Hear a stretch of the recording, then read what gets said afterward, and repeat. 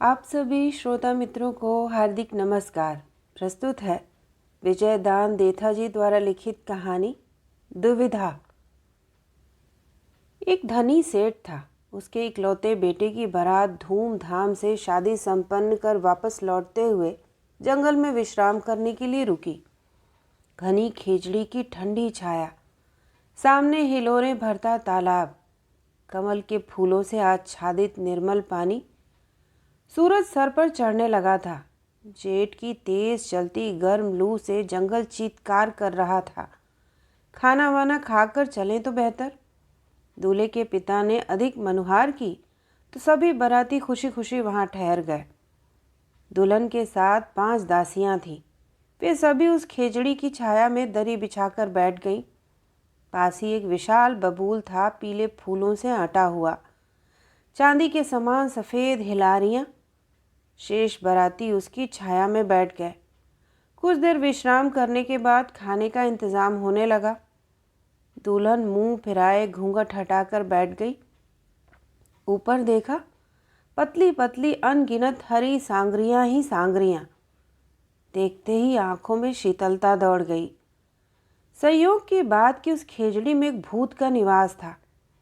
इत्र फुलेल की खुशबू से महकते दुल्हन के उघड़े चेहरे की ओर उसने देखा तो उसकी आंखें चौंधिया गई। क्या औरत का ऐसा रूप और यौवन भी हो सकता है? गुलाब के फूलों की कोमलता, खुशबू और उनका रस मानो सांचे में ढला हो। देख कर भी ऐसे रूप पर विश्वास नहीं होता। बादलों का ठिकाना छोड़कर कहीं बिजली तो नहीं उतर आई। इन मद भरी आंखों की तो कोई उपमा ही नहीं। मानो तमाम कुदरत का रूप इस चेहरे में समा गया हो। हजारों औरतों का रूप देखा, पर इस चेहरे की तो रंगत ही निराली। खेजड़ी की छाया तक चमकने लगी। भूत की योनि सार्थक हुई। दुल्हन की देह में प्रवेश करने का विचार आने पर उसे वापस होश आया। इससे तो यह तकलीफ पाएगी। ऐसे रूप को तकलीफ कैसे दी जा सकती है? वो असमंजस में पड़ गया। यह तो अभी देखते देखते चली जाएगी, फिर न उसमें प्रवेश कर सताने को मन करता है और न छोड़े ही बनता है। ऐसा तो कभी नहीं हुआ, तो क्या दूल्हे को लग जाऊं? इस दूल्हे को लगने पर भी दुल्हन का मन तो तड़पेगा ही। इस रूप के तड़पने पर न बादल बरसेंगे, न बिजलियां चमकेंगी, न सूरज उगेगा, न चांद। कुदरत का सारा नज़ारा ही बिगड़ जाएगा। उसके मन में इस तरह की दया पहले तो कभी नहीं आई। इस रूप को दुख देने के बजाय तो खुद दुख उठाना कहीं अच्छा है। ऐसा दुख भी कहाँ नसीब होता है। इस दुख के परस से तो भूत का जीवन सफल हो जाएगा। आखिर विश्राम बाद तो रवाना होना ही था। दुल्हन जब उठकर चलने लगी कि आंखों के आगे अंधेरा सा छा गया। रात में भी स्पष्ट देखने वाली आंखों के सामने यह धुंध कैसी? सर चढ़े सूरज की रोशनी पर अचानक यह कालिमा कैसे पुत गई?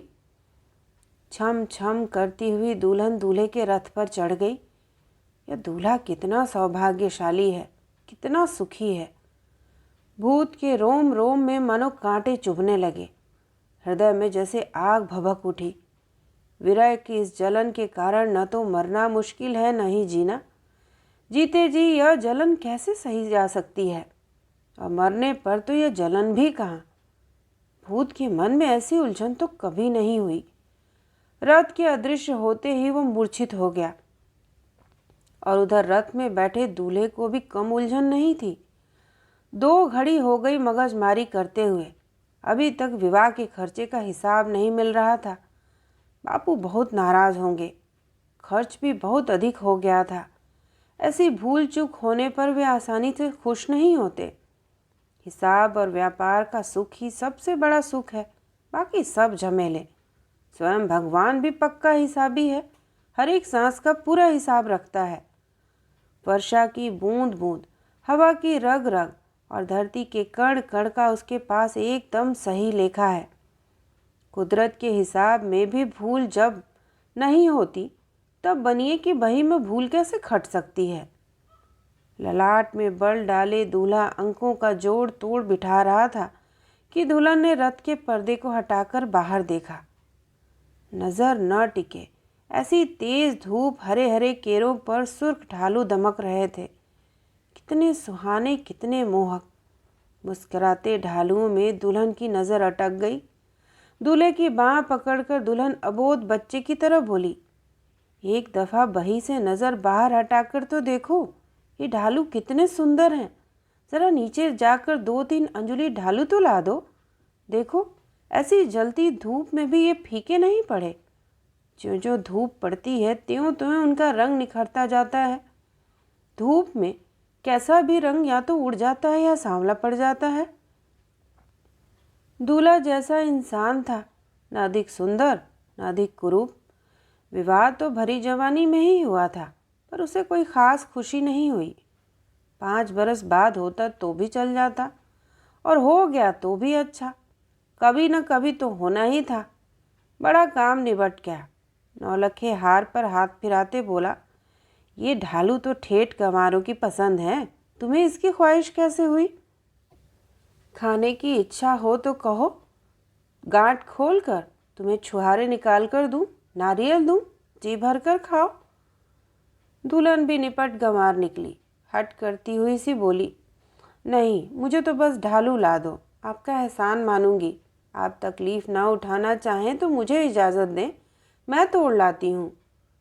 दूल्हे ने तो फिर वही बात की। कहा, इन कांटों से कौन उलझे? जो एकदम जंगली होते हैं वे ही ढालू तोड़ते हैं और खाते हैं। खाने खाओ, बताशे खाओ, चाहो तो मिश्री खाओ। इन निम्बोली व ढालुओं की तो घर पर बात भी नहीं करना, लोग हंसेंगे। हंसने दो। दुल्हन तो यह बात कहकर तुरंत रथ से कूद पड़ी। तितली की तरह केर केर पर उड़ती रही। कुछ ही देर में ओढ़नी भरकर सुर्ख ढालू ले आई। घड़े के पानी से उसे अच्छी तरह धोया, ठंडा किया। होठों और ढालुओं का रंग एक सा था, पर दूल्हे को न ढालुओं का रंग अच्छा लगा न होठों का। वो तो हिसाब में उलझा हुआ था। दुल्हन ने काफ़ी निहोरे किए, पर वो ढालू खाने के लिए राज़ी नहीं हुआ। दुल्हन ने कहा, आपकी इच्छा, अपनी अपनी पसंद है। मेरा तो एक बार मन हुआ कि इन ढालुओं के बदले 9 हार केर में टांग दूं, तब भी कम है। ढालू खाती दुल्हन के चेहरे की तरफ देखकर दूल्हा कहने लगा, ऐसी बेवकूफ़ी की बात फिर कभी मत करना, बापू बहुत नाराज़ होंगे। वे रूप के बजाय औरतों के गुणों का अधिक आदर करते हैं। दुल्हन मुस्कराती सी बोली, अब मालूम हुआ, उनके डर से ही आप हिसाब में उलझे हुए हैं। पर सारी बातें अपनी अपनी जगह शोभा देती हैं। विवाह के समय हिसाब में फंसना यह कहाँ का न्याय है? दूल्हे ने कहा, विवाह होना था सो हो गया, पर हिसाब तो अभी बाकी है। विवाह के खर्च का सारा हिसाब संभला कर ठीक तीज के दिन मुझे व्यापार के लिए दिसावर जाना है। ऐसा शुभ मुहूर्त फिर 7 बरस तक नहीं है। पर गंवार दुल्हन को इस शुभ मुहूर्त की बात सुनकर रत्ती भर भी खुशी नहीं हुई। बात सुनते ही ढालुओं का स्वाद बिगड़ गया। लगा जैसे कोई दिल को दबाकर खून निचोड़ रहा हो। यह कैसी अनहोनी बात सुनी। एक बारगी विश्वास ही नहीं हुआ। पूछा, क्या कहा? आप व्यापार की खातिर दिसावर जाएंगे? सुना है आपकी हवेली में तो दौलत के भंडार भरे हैं। दूल्हा गुमान भरे स्वर में बोला, इसमें क्या शक है? तुम खुद अपनी आंखों से देख लेना। हीरे मोतियों के ढेर लगे हैं। पर औरत तो दिन दूनी रात चौगुनी बढ़ती रहे तभी अच्छा है। व्यापार तो बनिए का पहला धर्म है। अभी तो दौलत बहुत बढ़ानी है। ऐसा बढ़िया मुहूर्त कैसे छोड़ा जा सकता है? दुल्हन ने फिर कोई बात नहीं की। बात करने से मतलब ही क्या था? एक एक कर सारे ढालू बाहर फेंक दिए। दूल्हे ने मुस्कुराकर कहा, मैंने तो तुम्हें पहले ही कह दिया था, ये ढालू तो गंवारों के खाने की चीज़ हैं। अपन बड़े आदमियों को ये अच्छे नहीं लगते। आखिर खाते नहीं बने, तुम्हें भी फेंकने ही पड़े। तेज़ धूप में जली सो अलग। यह बात कहकर दूल्हा धूप का तखमीना लगाने के लिए रथ के बाहर देखने लगा। नज़र सुलग उठे ऐसी तेज़ धूप। पीले फूलों से लदी हिंगानिया की अनगिनत झाड़ियाँ उसे ऐसी लगी मानो ठौर ठौर आग की लपटें उठ रही हों। दूल्हे ने परिहास करते हुए कहा, अब इन हिंगानियों की खातिर तो जिद नहीं करोगी? इनमें अच्छाई होती तो भला गरड़िए कब छोड़ते इसे। दुल्हन ने कोई जवाब नहीं दिया, चुपचाप सर झुकाए बैठी रही। सोचने लगी, इस पति के भरोसे घर का आंगन छोड़ा, माँ बाप की जुदाई सही, सहेलियों का झुंड, भाई भतीजे, तालाब का किनारा, गीत, गुड्डा गुड्डी का खेल, झुरनी, आँख मिचौनी, धमा चौकड़ी, ये तमाम सुख छिटका कर इस पति का हाथ थामा। माँ की गोद छोड़कर पराए घर की आस की, और ये ठीक तीज के दिन शुभ मुहूर्त की वेला देव व्यापार के लिए दिसावर जाना चाहते हैं। फिर यह बेशुमार दौलत किस सुख के लिए है? जीते जी काम आती नहीं, मरने पर कफन की गर्ज भी पूरी नहीं करती। किस सुख की आशा में इनके पीछे आई? किस अदृश्य हर्ष और संतोष के भरोसे पराई ठौर का निवास कबूल किया? कमाई, तिजारत, जायदाद, दौलत फिर किस दिन के लिए हैं? असली सुख के सौदे के बदले 3 लोक का राज्य हाथ लगे तो भी किस काम का? दुनिया की सारी दौलत के बदले भी बीता हुआ पल वापस नहीं लौटाया जा सकता। इंसान दौलत की खातिर है, दौलत इंसान की खातिर। फ़कत इसी हिसाब को अच्छी तरह समझना है। फिर कौन सा हिसाब बाकी रह जाता है? सोने का महात्म बड़ा है या काया का? सांस का महात्म बड़ा है या माया का? इस सवाल के जवाब में ही जीवन के सारे अर्थ पिरोए हुए हैं। दूल्हा अपने हिसाब में डूबा था, दुल्हन अपने ख्यालों में गोता लगा रही थी और बैल अपनी चाल में मगन थे। चलने वाला मंजिल पर पहुँचेगा ही। आखिर सेठ की हवेली के सामने बारात आकर रुकी। गाजे बाजे ढोल नगारों के स्वागत के साथ दुल्हन रनिवास में पहुंची। जिसने भी देखा सराहे बगैर न रह सका। रूप हो तो ऐसा, रंग हो तो ऐसा। शाम को रनिवास में घी के दिए जलाए गए। रात्रि के दूसरे पहर दूल्हा रनिवास में आया। आते ही दुल्हन को नसीहत देने लगा कि वह घर की इज्जत का पूरा पूरा ख्याल रखे, सास ससुर की सेवा करे, अपनी आबरू अपने हाथ में है। 2 दिन के लिए शरीर की चाह क्यों जगाई जाए? 2 दिन का सहवास 5 साल तक तकलीफ देगा। वक्त बीतते क्या देर लगती है? देखते देखते 5 साल गुजर जाएंगे, फिर किस बात की कमी? यही रनिवास, यही चिराग, यही रातें और यही सेज। वह किसी बात की चिंता को पास ही न फटकने दे। पलक झपकते 5 बरस गुजर जाएंगे। नसीहत की ये अनमोल बातें दुल्हन चुपचाप सुनती रही। कुछ कहना, सुनना और करना तो उसके वश में था नहीं। जो पति की इच्छा वही उसकी इच्छा, जो बापू की इच्छा वही बेटे की इच्छा, जो लक्ष्मी की इच्छा वही बापू की इच्छा, और जो लालच की इच्छा वही लक्ष्मी की इच्छा। नसीहत की इन बातों में सारी रात ढल गई। रात के साथ झिलमिल झिलमिल चमकते 9 लाख तारे भी ढल गए। और उधर उस खेजड़ी के नीचे मूर्छा टूटने पर भूत की आंखें खुली। चारों ओर देखा, सूना जंगल, सूनी हरियाली, गहरी खेजड़ी, गहरी छाया, झूलती सांगरियां। पर कहाँ दुल्हन और कहाँ उसकी मदभरी आंखें? कहाँ उसका खूबसूरत चेहरा? कहाँ उसके गुलाबी होंठ? कहीं वो स्वप्न तो नहीं था? मूर्छा के बाद होश में आते ही उसे ऐसा लगा मानो उसके मन में छल कपट के मैल की जगह धारोष्ण दूध ने ले ली हो। ऐसा सूरज तो आज से पहले कभी नहीं होगा। बड़ा गुलाबी गोला, तमाम दुनिया में रोशनी ही रोशनी। कैसी मंद मंद हवा चल रही है। उसका मन नाना प्रकार के अनगिनत रूप धरकर कुदरत के कण कण में समा गया। गोया कुदरत ने जैसे झीना घूंघट डाल लिया हो। चेहरा भी दिखता है, घूंघट भी दिखता है। अब कुदरत ने फिर चुंदरी बदली, नवलख तारों जड़ी सांवली चुंदरी। धुंधला धुंधला चेहरा दिख रहा है, धुंधले वृक्ष, धुंधली हरियाली, गोया स्वप्न का ताना बाना बुना जा रहा हो। पहले तो कुदरत कभी इतनी मोहक नहीं लगी। यह सब दुल्हन के चेहरे का करिश्मा है।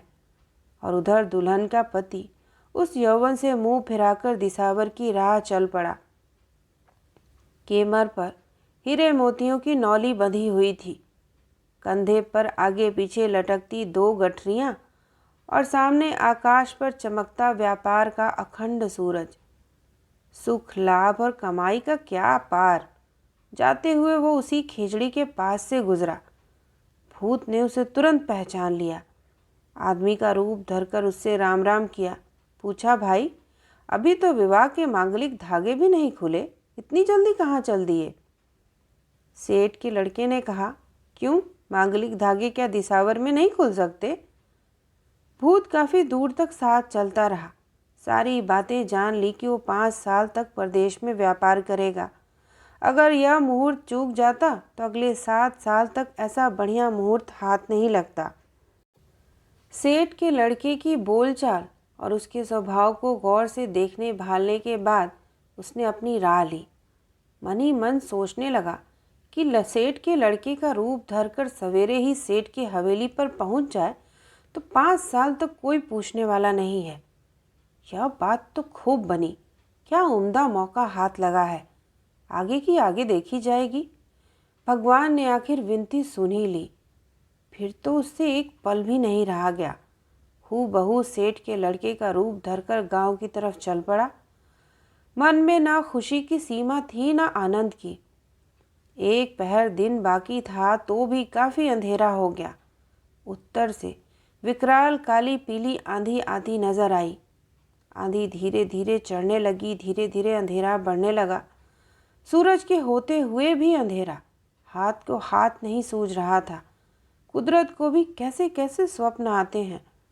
कुदरत के स्वप्न के बिना ज़मीन पर बिछी हुई पैरों तले की धूल को सूरज ढकने का मौका कब हाथ लगता है। ज़मीन पर पड़ी धूल आकाश पर चढ़ गई। अंधड़ की मार से सारा वातावरण चीत्कार कर उठा। पहाड़ों तक की जड़ें हिला देने वाली आंधी। खोखले दंभ वाले विशाल वृक्ष चरर मरर उखड़ने लगे। नम्रता रखने वाली लचीली झाड़ियाँ आंधी के साथ ही इधर उधर झुकने लगीं। उनका कुछ भी नहीं बिगड़ा। पैरों तले रौंदी जाने वाली घास का तो कुछ भी अनिष्ट नहीं हुआ। हाल चाल पूछती दुलराती सहलाती हुई आंधी ऊपर से निकल गई। सारी वनस्पति मानो पालने में झूलने लगी। पात पात और कोपल कोपल की ठीक से संभाल हो गई। बड़े परिंदों को झपाटे लगने लगे। छोटे पक्षी डालों से चिपक कर बैठ गए। उड़ना मुनासिब न रहा। गोया समूचा जंगल करा रहा हो। सूरज के तप तेज को धरती की धूल निगल गई। अद्भुत है आंधी का यह नृत्य। अद्भुत है रेत की यह घूमर। कुदरत की छवि का दूसरा चित्र थोड़ा थोड़ा उजाला छितराने लगा। हाथ को हाथ सूझने लगा। पल पल उजाले का अस्तित्व फैलने लगा। यह क्या जादू हुआ कि यकायक तड़ातड़ मूसलाधार पानी बरसने लगा। बूंद से बूंद टकराने लगी। बादलों के मुंह जैसे खोल दिए गए हों। कुदरत स्नान करने लगी। उसका जर्रा जर्रा नहा गया। भूत सोचने लगा कि कुछ ही देर में यह क्या माजरा हुआ। देखने पर भी विश्वास न हो। यह कुदरत की कैसी हरकत है। यह क्या हुआ, कैसे हुआ। कुदरत की यह लीला कहीं उसके मन में तो दबी हुई नहीं थी। इस वहम के जोम में वह तेज चलने लगा। मन ही मन तदबीर सोचता जा रहा था और राह चलता जा रहा था। वो सीधा हवेली न जाकर पहले सेठ की दुकान पर पहुंचा। हिसाब किताब करते हुए सेठ ने बेटे को देखा, तब भी उसका मन नहीं माना। दिसावर के लिए गया हुआ बेटा वापस कैसे आ सकता है। आज दिन तक तो उसने कभी कहना नहीं टाला। विवाह होने के बाद इंसान काम का नहीं रहता। यह सब किया धरा सेठानी का है। अब हो चुकी कमाई, या तो व्यापार की हाजिरी बजा लो या फिर औरत की। बाबू के होठों पर आती बात को बेटा कहे बगैर ही समझ गया। हाथ जोड़कर बोला, पहले आप मेरी बात तो सुनो। व्यापार के लिए सलाह मशवरा करने के लिए ही वापस आया हूँ। अगर आपकी मर्जी नहीं होगी तो घर गए बगैर ही वापस मुड़ जाऊँगा। रास्ते में समाधि लगाए एक महात्मा के दर्शन हो गए। सारे शरीर पर दीमक की तहें चढ़ी हुई थी। मैंने सुथराई से दीमक हटाई। कुएं से पानी निकालकर उन्हें नहलाया, पानी पिलाया, खाना खिलाया। तब महात्मा ने खुश होकर वरदान दिया कि सवेरे पलंग से नीचे उतरते ही मुझे रोज़ाना 5 मोहरें मिलेंगी। दिसावर जाने की बात सोचते ही वरदान ख़त्म हो जाएगा। अब आप जो हुक्म दें मुझे मंजूर। ऐसे अप्रत्याशित वरदान के बाद जो हुक्म होना था वही हुआ। सेठ खुशी खुशी बात मान गया। सेठ के साथ सेठानी भी खुश हुई। इकलौता बेटा आंखों के सामने रहेगा और कमाई की जगह कमाई का जुगाड़ भी हो गया। दुल्हन को खुशी के साथ आश्चर्य और गर्व भी हुआ कि भला यह रूप छोड़कर कौन दिसावर जा सकता है। तीसरे दिन ही वापस लौटना पड़ा। दुकान का हिसाब किताब और भोजन करके पति 2 घड़ी रात ढलने पर रनिवास में आकर सो गया। चारों कोनों में घी के दिए जल रहे थे, फूलों की सेज। ऐसे इंतज़ार से बढ़कर कोई आनंद नहीं। पायल की झनक झनक झंकार सुनाई दी। इस झंकार से बढ़कर कोई सुर नहीं। 16 श्रृंगार से सजी दुल्हन रनिवास में आई। समूचे रनिवास में इत्र फुलेल की खुशबू छा गई।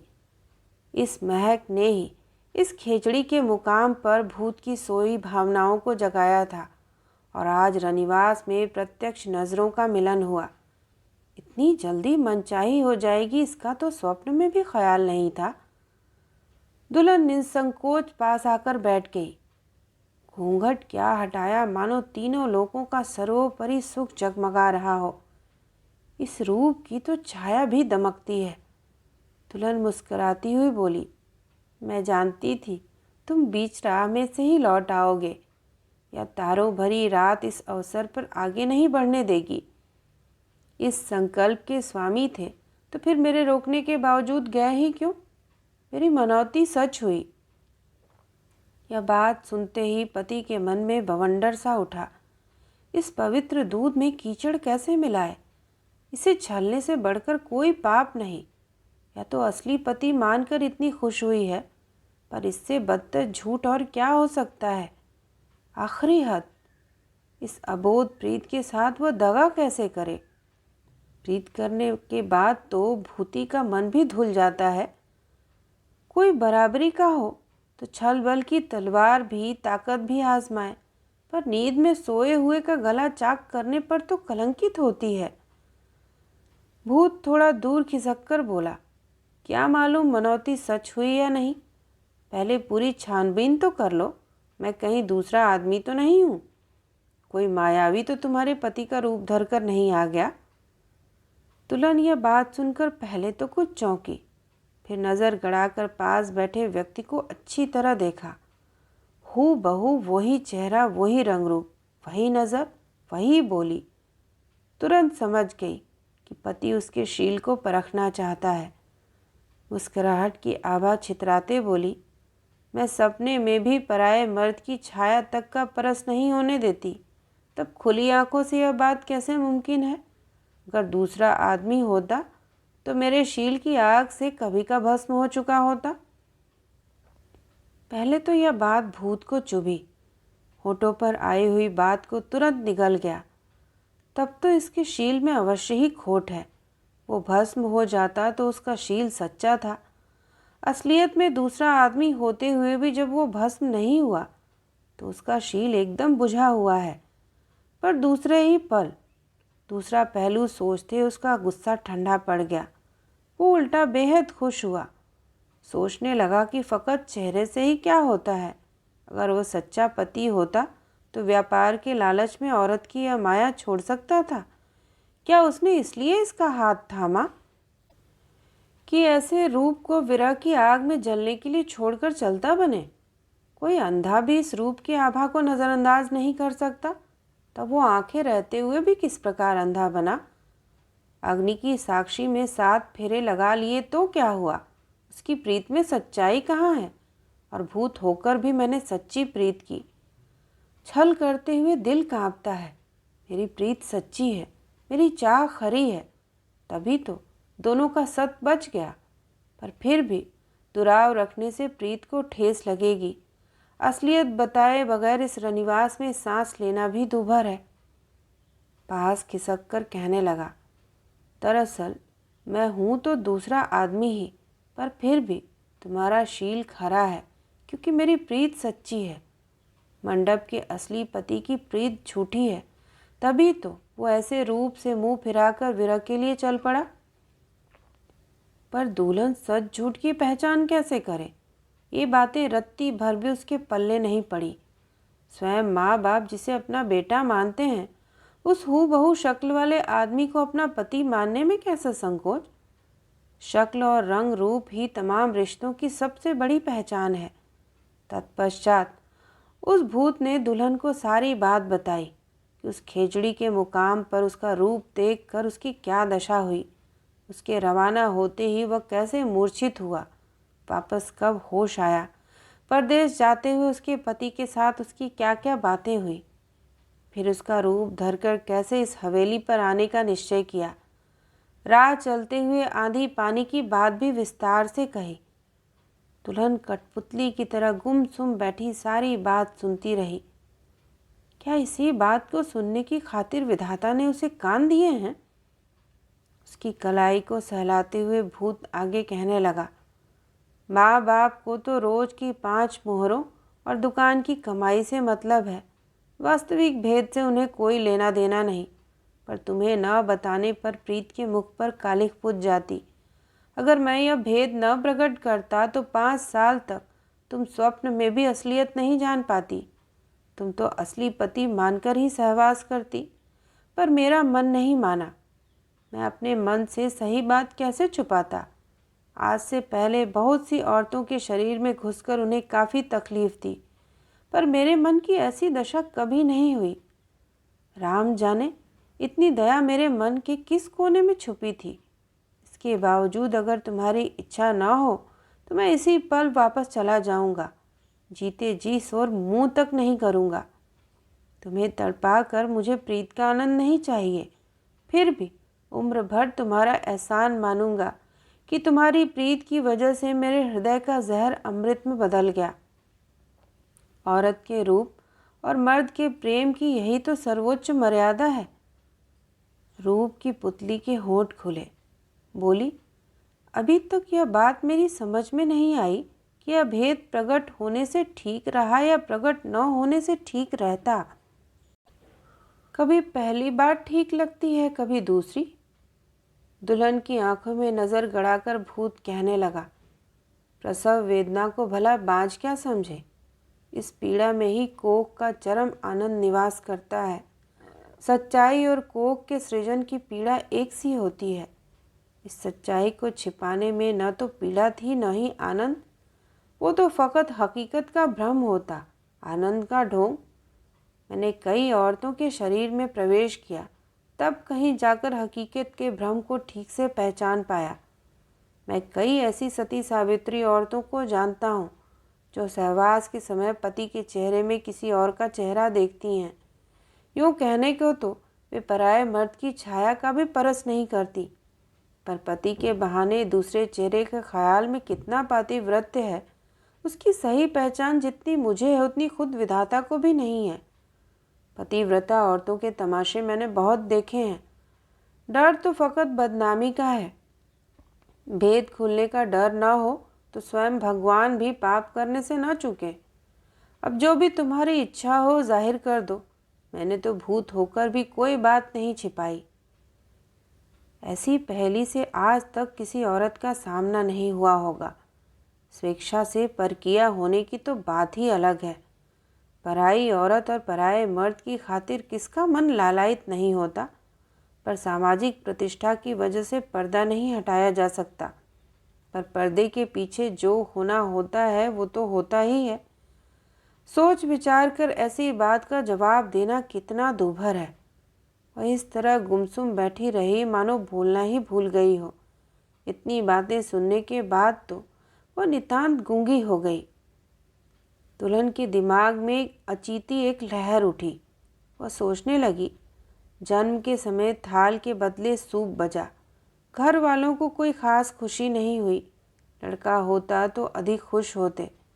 माँ बाप की नज़र में पूरा बढ़ने में वक्त लगता हो तो बेटी का शरीर बढ़ने में भी कोई वक्त लगे। 10वां साल लगते ही माँ बाप उसके पीले हाथ करके पराए ठिकाने भेजने की चिंता करने लगे। वह न आंगन में समाती थी न गगन में। छाछ और लड़की मांगने में कैसी शर्म। रिश्ते पर रिश्ते आने लगे। उसके रूप की चर्चा चारों ओर हवा में घुल गई। 16 साल पूरे करने मुश्किल हो गए। माँ की कोख में समा गई पर घर के आंगन में न समा सकी। अचानक इस हवेली से नारियल आया। उसकी किस्मत की घर वालों ने नारियल लौटाया नहीं। यह हवेली ना होकर अगर कोई दूसरा घर होता तब भी तो उसे जाना ही था। जिसके लिए घर वालों की मर्जी होती उसी का हाथ थामना पड़ता। पति व्यापार और हिसाब किताब में ही खोया रहता है। उसकी नज़र हंडिया के पैदे और औरत के चेहरे में कोई फर्क नहीं है। फटता हुआ जोबन भी वैसा और फटती हुई मिट्टी भी वैसी। न रथ में पत्नी के मन की बात समझा न रनिवास में ही। सूना रनिवास और फीकी सेज छोड़कर अपने व्यापार के लिए चल पड़ा। वापस मुड़कर भी नहीं देखा। और आज भूत वाली प्रीत की रोशनी के सामने तो सूरज भी धुंधला पड़ गया। 7 फेरे वाला पति जबरन रवाना हुआ तो उसका वश नहीं चला। भूत वाली इस प्रीत के सामने भी उसका वश कहाँ चला। जाने वाले को रोक न सकी तो फिर रनिवास में आने वाले को कैसे रोके। यह प्रीत दर्शाता है तो कानों में तेल कैसे डाले। पति ने उसे इस तरह मझधार में छोड़ दिया। भूत होते हुए भी इसने प्रीत जताई तो कैसे इनकार करे। अगर स्वप्न वश में हो तो प्रीत वश में हो। वह अपनी सुध बुध बिसरा कर भूत की गोद में लुढ़क गई। कहीं ये दुल्हन के मन का ही भूत तो नहीं था जो साकार रूप धरकर प्रकट हुआ। फिर अपने मन से क्या दुराव। जहाँ भाषा अटक जाती है वहाँ मौन काम आता है। अब कुछ भी कहना सुनना शेष नहीं रहा। स्वतः ही एक दूसरे के अंतस की बात समझ गए। फिर चिराग की रोशनी लुप्त हो गई और अंधेरा उजाले का रूप धरकर दीप दीप करने लगा। सेज के मुरझाए हुए फूलों की पंखुड़ी पंखुड़ी खिल उठी। रनिवास की रोशनी सार्थक हुई। रनिवास का अंधेरा सार्थक हुआ। आकाश के नवलख तारों की जगमगाहट आप ही बढ़ गई। ऐसी रसीली रातों के होते वक्त गुजरते क्या देर लगती है। चुटकियों में दिन बीतने लगे। खूब व्यापार बढ़ा, खूब लेन देन बढ़ा, खूब प्रतिष्ठा बढ़ी। माँ बाप खुश थे। सारा इलाका भी सेठ के लड़के से बेहद खुश था। वक्त बेवक्त सभी के काम आता था। दूसरे बनियों की माफिक गले नहीं काटता था। निपट संयमी सदाचारी दुकान पर आने वाली औरतों की तरफ नज़र उठाकर भी नहीं देखता था। छोटी को बहन और बड़ी को माँ के समान मानता था। उसका नाम लेते ही लोगों का मन श्रद्धा से भर जाता था। उसमें फ़कत एक ही बात की कमी थी। परदेश से सेठ के लड़के का पत्र आता तो फाड़ कर फेंक देता। वापस कोई जवाब नहीं। इस आनंद और यश के बीच देखते देखते 3 बरस गुजर गए, जैसे कोई मीठा सपना बीता हो। भूत भी उस हवेली में रस बस गया, मानो सेठ का सगा ही बेटा हो। बहू भी रनिवास के नशे में विभोर थी। रनिवास के इंतज़ार में उगते ही दिन अस्त हो जाता। रनिवास में घुसते ही पल भर में रात ढल जाती। बहू के आशा ठहरी। 3रा महीना उतरने वाला था। गर्भ रहने की खुशखबरी सुनकर सेठ ने 1.25 मन गुड़ अपने हाथों से बांटा। लोगों ने 1.25 मन सोना मानकर कबूल किया। सेठ ने उम्र में पहली दफ़ा यह उदारता बरती थी। आज हाथ खुला है तो आगे भी कुछ न कुछ मिलेगा। बेटे बहू ने चुपके चुपके काफ़ी दान पुण्य किया। हर्ष के नवलख तारों के बीच अब नया चांद जुड़ेगा। कोक का चांद आकाश के चांद से सदा बढ़कर होता है। दोनों पति पत्नी को बेटी की बेहद चाह थी। खूब खुशियाँ मनाएंगे। बेटा कौन सा स्वर्ग ले जाता है, राम जाने किसकी शक्ल पर जाए। संतान के जन्म के बजाय संतान के होने की कल्पना में अधिक सुख होता है। कोख में संतान के साथ साथ सपने पलने लगते हैं। दिन घोड़े की गति से दौड़ने लगे। 5 महीने बीते, 7 महीने पूरे हुए, या 9वां महीना उतरने वाला है। बहू दिन भर रनिवास में सोई रहती। उसकी सेवा में 3 दासियां 8 पहर हाजिर रहती। एक रात पति की गोद में सोई बहू मुंह उठाकर बोली, कई दफ़ा सोचती हूँ कि अगर उस दिन खेजड़ी की छाया में आराम करने के लिए नहीं ठहरते तो राम जाने मेरे ये 4 साल किस तरह कटते। मुझे तो लगता है कटते ही नहीं। भूत बोला, तुम्हारे दिन तो जैसे तैसे निकल ही जाते, पर मेरी क्या दशा होती। झाड़ी झाड़ी और पेड़ पेड़ पर भूत की योनि पूरी करता। उस दिन सुमत सूझी कि मैं तुम्हें लगा नहीं। मुझे तो आज भी विश्वास नहीं होता कि जिंदगी का आनंद भोग रहा हूँ या कोई सपना देख रहा हूँ। चिकने रेशमी बालों पर अंगुलियां फिराते फिराते रात फिसल गई। उधर सुदूर दिसावर में बहू का परिणेता रात के अंतिम पहर में उठ बैठा। आलस मरोड़ जम्हाई लेकर घड़े से ठंडा पानी पिया, चारों ओर देखा। एक सा अंधेरा, झिलमिलाते हुए एक से तारे, किसी भी दिशा में रोशनी नहीं। सोचने लगा कि यह रात और भी छोटी होती तो कितना अच्छा रहता। क्या ज़रूरत है इतनी लंबी रातों की। सोने सोने में आधी जिंदगी गुजर जाती है। नींद में तो व्यापार और लेन देन हो नहीं सकता, वरना दूनी कमाई होती। फिर भी दौलत कम इकट्ठी नहीं की।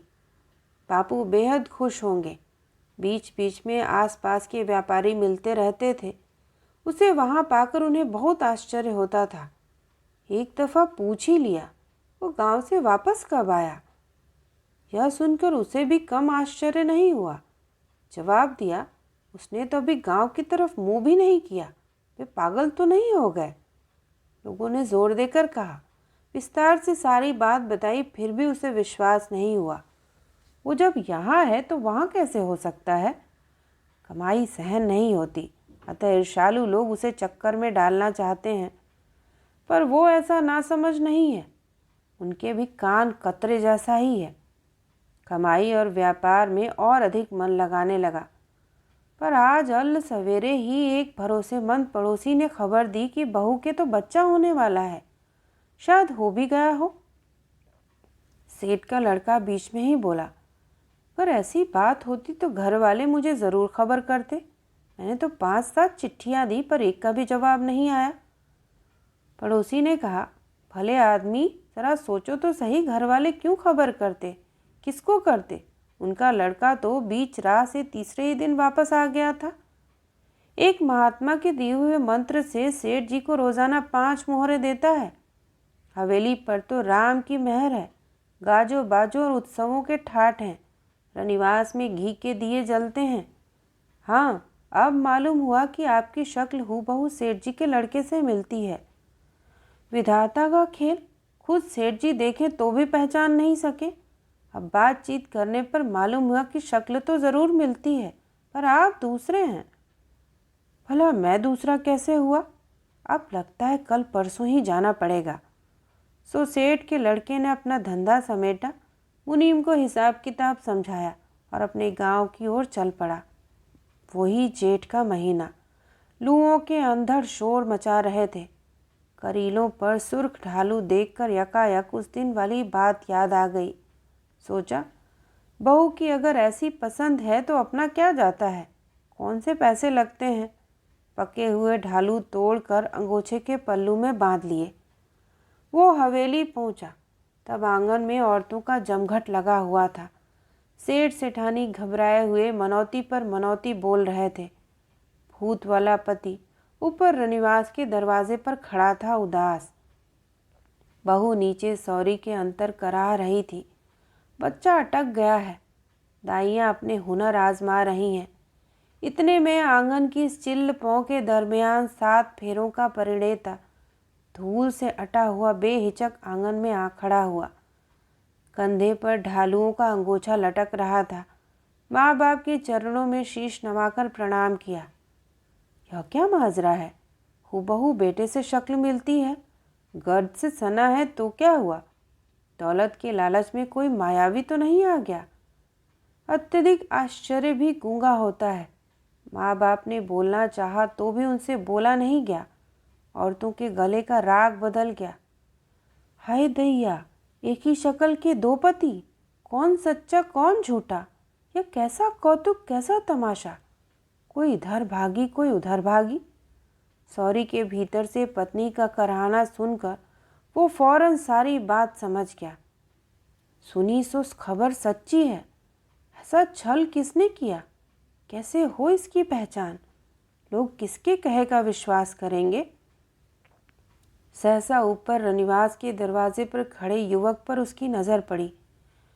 यह तो वास्तव में हूबहू उसका हम शक्ल है। मायावी के छल का कौन मुकाबला कर सकता है। रगों में खून जमसा गया। ओह, यह अनहोनी कैसे हुई।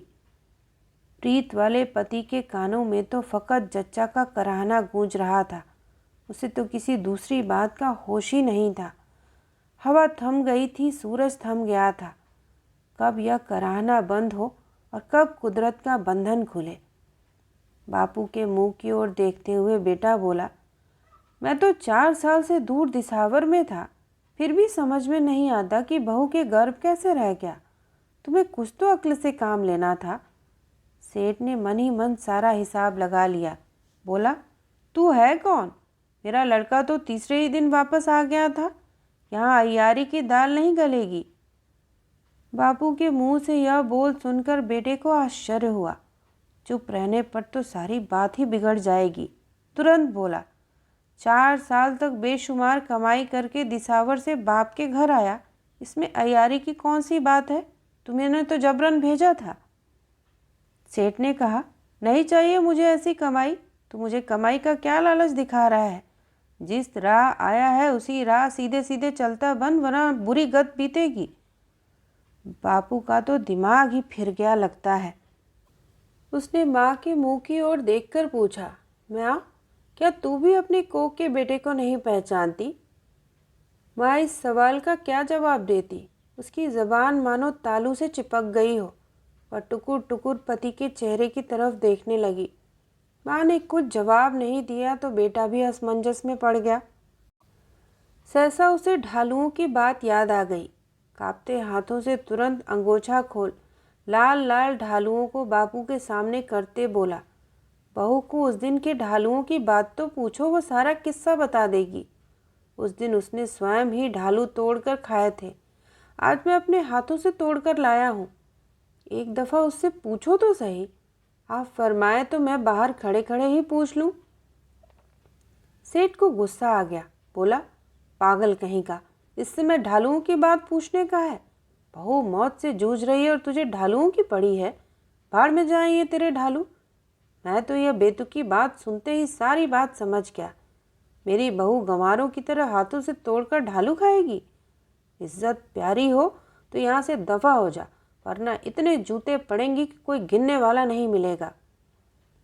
बेटे ने कहा, बाप के जूतों की कोई परवाह नहीं, पर सचमुच मैंने उस दिन रथ में ठीक यही बात कही थी। सौरी के भीतर बहू का कराहना उसी तरह जारी था। दाइयों ने कई दफ़ा पूछा, फिर भी वह बच्चे को कटाकर निकलवाने के लिए तैयार नहीं हुई। बमुश्किल मरने से बची। बहू की आंखों के आगे अभी अंधेरा छा जाता, कभी बिजलियां जगमगाने लगती। हवेली सी भागी औरतों के जरिए यह बात हवा की तरह घर घर में फैल गई। देखते ही देखते सेठ की हवेली के सामने मेला लग गया। ऐसी अनहोनी बात का स्वाद तो ज़बान को बरसों में मिलता है। हर एक ज़बान को पंख लग गए। एक ही शक्ल के दो पति, एक तो 4 साल पहले से रनिवास में ऐश कर रहा है और एक आज दिसावर से लौटा है। बहू सौरी में प्रसव पीड़ा से करा रही है। खूब तमाशा हुआ। देखना है कि धन्ना सेठ इस मामले को कैसे निपटाते हैं, कैसे छुपाते हैं। भला ऐसी बात पर पर्दा कौन डालने देगा। लोग चबा चबा कर फिर से जुगाली करने लगते। अपनी हवेली के चारों ओर यह जमघट देखा तो सेठ की एड़ी से चोटी तक आग लग गई। थूक उछालते कहने लगा, मेरे घर की बात है, हम आप ही निपट लेंगे। बस्ती वाले क्यों टांग अड़ाते हैं? मैं कहता हूँ बाद में आने वाला आदमी छली है। मैं अपने नौकरों से धक्के देकर इसे निकलवा दूंगा। दिन दहाड़े यह मक्कारी नहीं चल सकती। बेटा चिल्लाया, बापू तुम यह क्या पागलपन कर रहे हो? सूरज को तवा और तवे को सूरज बता रहे हो? तुम जैसा भी चाहो पूरी छानबीन कर लो, ये तो सरासर अन्याय है। इन दौलतमंद लोगों को नीचा दिखाने का मौका कब कब मिलता है। लोग बाग भी अड़ गए कि खरा न्याय होना चाहिए, दूध का दूध और पानी का पानी, कसूरवार को वाजिब सज़ा मिले। यूँ दो पतियों का रिवाज चल निकला तो कैसे निभेगी? अमीरों का तो कुछ नहीं, पर गरीबों का तो जीना हराम हो जाएगा। बस्ती की उपेक्षा नहीं की जा सकती, चाहे कितना ही दौलत का जोर क्यों न हो। कंधा देने वाले किराए पर नहीं आएंगे। मामला काफ़ी उलझ गया। दोनों अपनी अपनी बात पर अड़ गए। कोई पीछे हटने को तैयार नहीं था। न सेठ न बिरादरी वाले लोगों की ज़बान थी और बहू के कान थे, सो उस तक भी सारी खबर पहुंच गई। औरत की इस जिंदगी में राम जाने कैसी कैसी बातें सुननी पड़ेंगी, कैसे कैसे अपमान सहने पड़ेंगे। आखिर एक दिन तो यह झमेला होना ही था। 4 साल तो स्वप्न की तरह अदृश्य हो गए। भला स्वप्न के दिलासे से कब तक मन को समझाया जा सकता है? सौरी का दरवाज़ा खोलकर दाइयों ने खबर दी कि बहू को लड़की हुई है। मौत की विकट घड़ी टल गई। चचा के मरने में तो कोई कसर ही नहीं थी। बच गई सो किस्मत की बात है। सौरी के बाहर भनभनाती औरतों को बच्ची का रोना सुनाई दिया। रनिवास के बाहर खड़े पति को जब जरा होश आया, पर होश आते ही जो भनक कानों में पड़ी तो मानो कलेजे में सहसा सुरंग छूटी हो। 1 साल पहले यह गाज कैसे गिरी? सेठ सिरहानी पागलों की तरह हक्के बक्के खड़े थे। हतप्रभ, समूची बस्ती में कानाफूसी होने लगी। यह कैसी अप्रत्याशित मुसीबत आ पड़ी। इस हरामजादे चंडाल ने न जाने किस जन्म का बदला लिया है। बात तो हाथ से छूटती जा रही है, अब कैसे समेटी जाए? कौन जाने किसने यह चाल चली। रनिवास तो पिछले 4 सालों से रोशन है। इसे नहीं कबूलने पर तो हवेली की सारी इज्जत की मिट्टी में मिल जाएगी। ढालू वाला किसी तरह मान जाए तो पर्दा पड़ा रहे। मुँह मांगी दौलत देने को तैयार हैं, फिर उसे क्या चाहिए? न ढालू वाला माना न बस्ती के लोग ही माने। पुख्ता न्याय होना चाहिए। सारी बिरादरी की नाक कटती है। 4 साल बाद कोख उघड़ते ही एक और पति आधम का। क्या मालूम कौन असली है? एक को तो झूठा होना ही पड़ेगा। सेठ हाथ जोड़ते हुए रूंधे सुर में बोला, मेरी पगड़ी उछाल कर तुम्हें क्या मिलेगा? भाइयों की तरह साथ रहते हैं, वक्त बेवक्त एक दूसरे के काम आते हैं। मेरे बेटे के गुण तुम लोगों से छुपे नहीं हैं। उसके हाथों किसका भला नहीं हुआ? इतनी जल्दी आसान फरामोश न बनो। मेरी इज्जत अब तुम्हारे ही हाथों में है। इस आदमी को जाली है यह, इसको धक्के मार कर गाँव से बाहर निकालो। बुजुर्गों ने कहा, सेठ जी दिखती मक्खी निकली नहीं जा सकती। वक्त आने पर जान देने को तैयार हैं, पर पानी की गठरी कैसे बांधी जा सकती है? यह आदमी बढ़ बढ़ कर कह रहा है कि बहू से ढालुओं वाली बात पूछो तो सही, इसमें हर्ज क्या है? ऐसी बात कैसे पूछी जा सकती है? कौन पूछे? तब कुछ भली बूढ़ी औरतें आगे आईं। मुसीबत में इंसान ही इंसान के काम आता है। सौरी का दरवाज़ा खोलकर भीतर गईं। जच्चा का पेट दर्द से ऐंठ रहा था। प्रसव की घाटी पार करने के बाद इस बात की भनक उसके कानों में पड़ी तो वह प्रसव की सारी पीड़ा भूल गई। यह पीड़ा बहुत बहुत बड़ी थी। दांत पीसती हुई कठिनता से बोली, कोई मर्द यह बात पूछता तो उसको हाँ या ना का जवाब भी देती, पर औरतों का दिल रखकर भी तुम यह बात पूछने की हिम्मत कैसे जुटा पाई? मुझे मेरे हाल पर छोड़ दो। मुझे परेशान करने का यही समय मिला है। धन्य है तुम्हारा साहस। वृद्धाएं मुंह बिगाड़ती हुई बाहर आईं। बोली, ऐसी बातों में औरतें सच नहीं बोलती। हमें तो दूध में कालिख नज़र आती है। फिर जो तुम्हारी समझ में आए सो करो। ऐसे मौक़ों पर समझ की धार तेज होती है। सूत तो खूब ही उलझा। बुजुर्गों ने फिर समझ से काम लिया। कहा, यह न्याय राजा के बिना नहीं निपट सकता। किसी और ने इसमें टांग अड़ाई तो समूची बस्ती को उसके गुस्से का शिकार होना पड़ेगा। अपना भला बुरा तो सोचना ही पड़ता है। एक दफ़ा इन दोनों पतियों को राजा के हवाले कर दे, फिर राजा जाने और सेठ जाने। दोनों पतियों को रस्सियों से बांध कर ले चलने का फैसला हुआ। रनिवास के बाहर खड़े पति को बांधने लगे, तब उसे होश आया कि आखिर बात कहाँ तक पहुँच चुकी है। उसने कुछ भी आनाकानी नहीं की। सीढ़ियाँ उतरते हुए कलेजा होठों तक लाकर बोला, मुझे एक दफ़ा सॉरी में जाने दो, माँ बेटी की खैरियत तो पूछ लूँ, न जाने कैसी तबीयत है। पर लोग नहीं माने। कहा, फैसला होने के बाद सारी उम्र खैरियत पूछनी ही है, इतनी जल्दी क्या है। लोगों का बवंडर पैरों पैरों आगे बढ़ा। दोनों पति बंधे हुए साथ साथ चल रहे थे। सेठ भी जूतियां फटकारते हुए साथ घिसट रहा था। पगड़ी खुलकर गले में झूल रही थी। चलते चलते उसी खेजड़ी पर भूत की नज़र पड़ी। सारे शरीर में बिजली दौड़ गई। उसके पांव वहीं चिपक गए। सर में उफान उठने लगा। आंखों के सामने यादों के चित्र फड़फड़ाने लगे ही थे कि रस्सी का झटका लगने पर उसे होश आया। पैर आप ही बढ़ने लगे, बायां दायां बायां दायां। साथ बंधे कारोबार वाले पति का मन तो निश्चल था, पर आज सांच को या आँच कैसी लगी। वो खुद भ्रम में पड़ गया कि यह क्या लीला हुई। साथ साथ चलता यह शख्स ऐसा लग रहा था मानो वो शीशे में अपना ही प्रतिबिंब देख रहा हो। इससे पूछने पर ही भ्रम मिट सकता है। उसके गले में फंसते फंसते मुश्किल से ये शब्द बाहर निकल पाए, भाई मेरे, न्याय तो राम जाने क्या होगा, पर तू यह अच्छी तरह जानता है कि मैं ही सेठ जी का लड़का हूँ, 7 फेरे खाने वाला असली पति हूँ। पर तू कौन है यह तो बता, यह कैसा इंद्रजाल है। था तो वो महाबली भूत, न्याय करने वाले पंचों की गर्दनें एक साथ मरोड़ सकता था, कई करतब कर सकता था, किसी के शरीर में घुसकर उसका सत्यानाश कर सकता था। पर 4 साल तक प्रीत की जिंदगी जीकर उसका मानस ही बदल गया। झूठ बोलना चाहा तब भी उससे नहीं बोला गया, पर स्पष्ट सच्चाई भी कैसे कहे। प्रियतमा की इज्जत तो रखनी ही थी, उससे बेवफाई कैसे कहे। युधिष्ठिर वाली मर्यादा निभाई।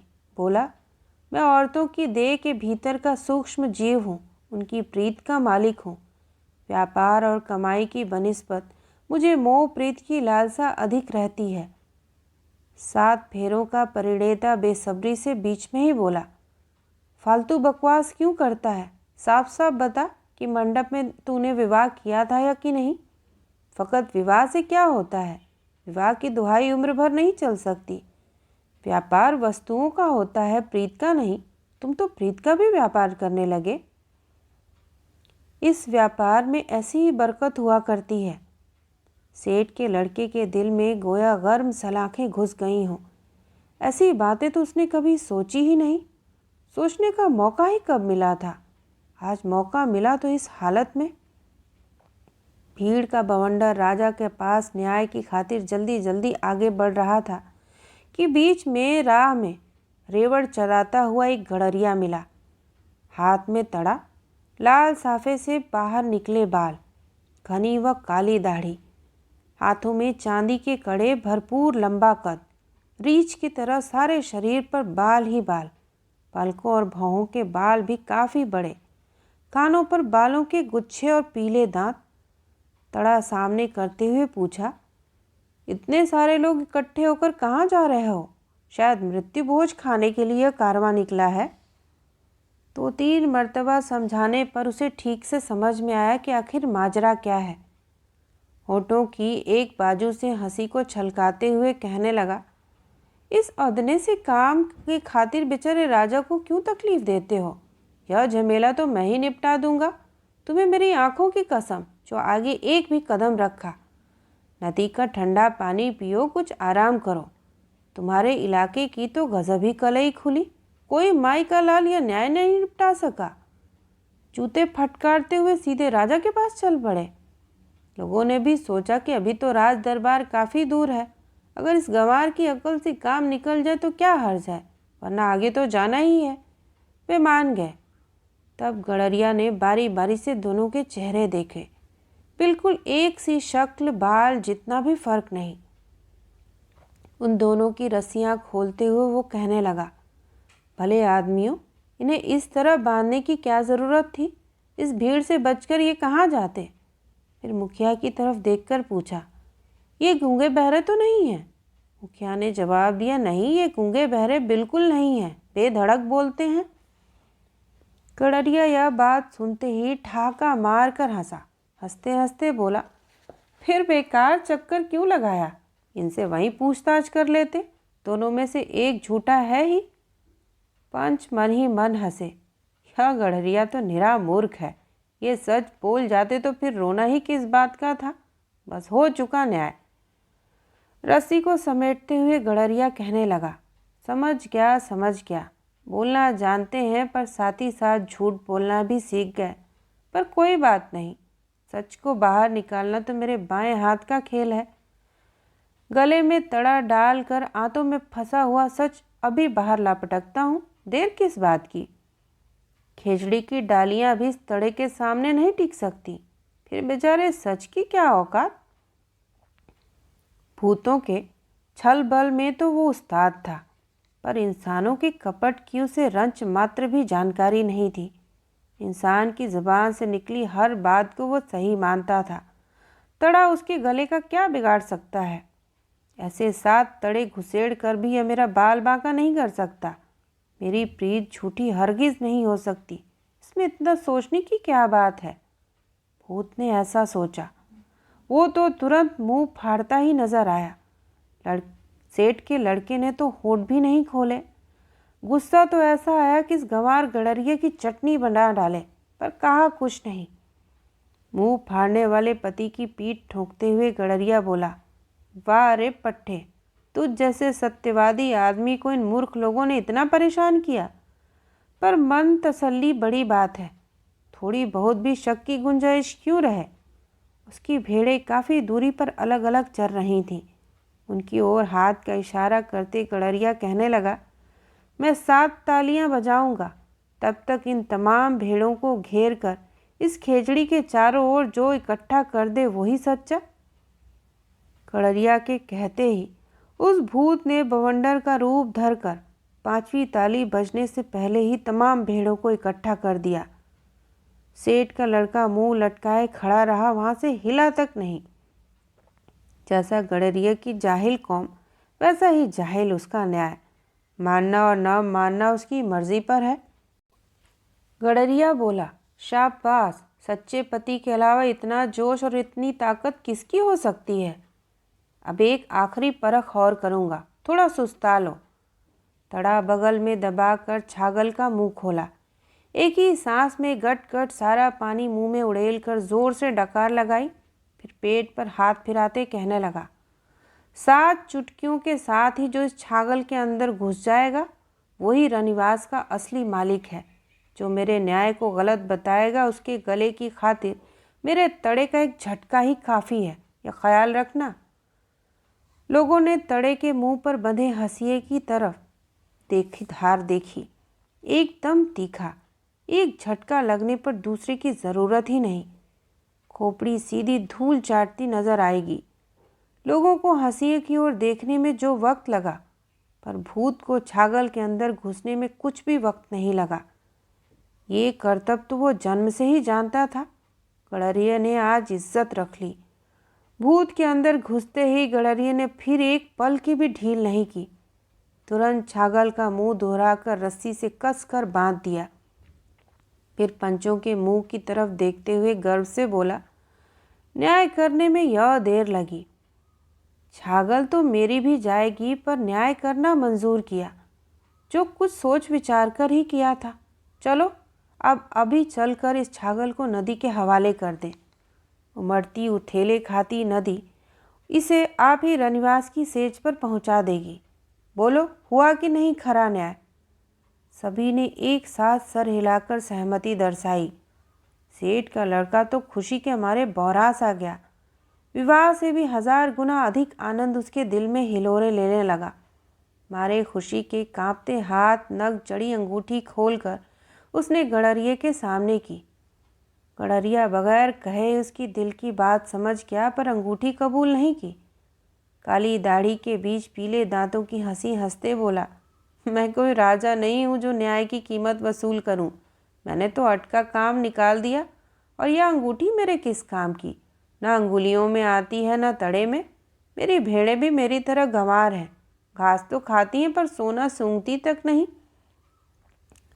अब कहीं जाकर भूत को गडरिये के उज्जड़ न्याय का पता चला, पर अब हो भी क्या सकता था। बात काबू के बाहर पहुंच गई थी। वो छागल के भीतर से ही चिल्लाया, बापू मुझ पर दया कर, एक दफ़ा निकाल दे, जिंदगी भर तेरा गुलाम रहूँगा। भला अब भूत की बात कौन सुनता। उत्साह से भरे सभी नदी के किनारे पहुँचे, छागल को वेग से बहते पानी में फेंक दिया। प्रीत के मालिक को आखिर बल खाती, भंवर बनाती, लहराती, उथेले खाती, कल कल करती नदी की सेज मिली। उसका जीवन सफल हुआ, उसकी मौत सार्थक हुई। फिर बस्ती के लोग, सेठ और सेठ का लड़का वापस दूनी गति से गांव की ओर लौटे। हवेली के दरवाजे से घुसते ही सेठ का लड़का सीधा सौरी की ओर लपका। एक दाई बेटी को घी की मालिश कर रही थी, दूसरी चंदन की कंघी से जच्चा के बाल सुलझा रही थी। गडरिये के खरे न्याय की सारी दास्तान उसने एक ही सांस में सुना डाली। एक एक शब्द के साथ जच्चा को ऐसा लगता मानो आग में तपा लाल लाल सुर्ख भाला उसके दिल में घोंपा जा रहा हो। प्रसव पीड़ा से भी यह पीड़ा 1000 गुना अधिक थी, पर उसने न तो उफ की, न कोई निश्वास उसके मुंह से निकला। पाषाण पुतली की तरह गुमसुम सुनती रही। दिल की सारी भड़ास निकलने के बाद वो कहने लगा, पर तुम इस कदर परेशानी में क्यों पड़ गई? जन्म देने वाले माँ बाप भी जब नहीं पहचान सके तो भला तुम कैसे पहचानती? इसमें तुम्हारी कुछ भी गलती नहीं, पर नालायक भूत में तो लक्षण मुताबिक खूब बीती। छागल में घुसने के बाद बहुत गिड़गिड़ाया, बहुत रोया, फिर तो राम का नाम लो। हम ऐसे नादान कहाँ। आखिर नदी में फेंकने पर उससे पिंड छूटा और उसका चिल्लाना बंद हुआ। हरामजादा, फिर कभी छल करेगा। तत्पश्चात घर वालों ने जैसा किया, जच्चा ने वैसा ही किया। कभी किसी बात का उलटकर जवाब नहीं दिया, किसी भी काम में आनाकानी नहीं की। उसकी खातिर सास ने जितने भी लड्डू वगैरह बनाए उसने चुपचाप खा लिए। जब सास ने कहा तब सर धोया, सूरज पूजा, ब्राह्मण ने हवन किया, औरतों ने गीत गाए, गुड़ की मांगलिक लापसी बनी, तालाब जाकर जल देवता की पूजा की, पीली चुंदरी ओढ़ी, बेटी को पालने में झुलाया, जल भरे घड़े पूजे, कुमकुम से आंगन उरेहा, मेहंदी लगाई, जैसा कहा वैसा श्रृंगार किया, आभूषण पहने।